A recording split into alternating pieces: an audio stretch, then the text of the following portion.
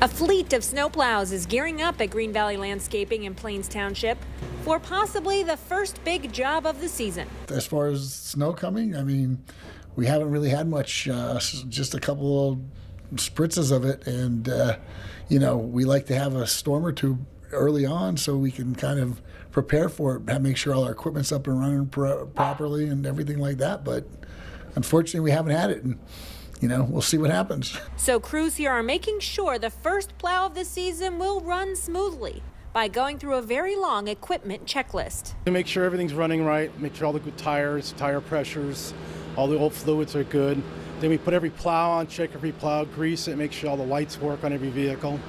Make sure all the salt spreaders are working, nothing's binding up.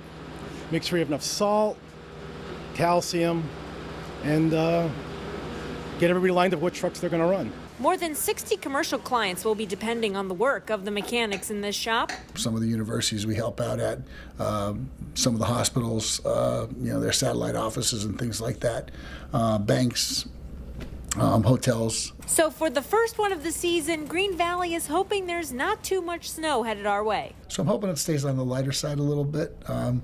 Kurt seems to always scare me a little bit, but, so we'll see what happens. Chelsea Strube, Newswatch 16, Luzerne County.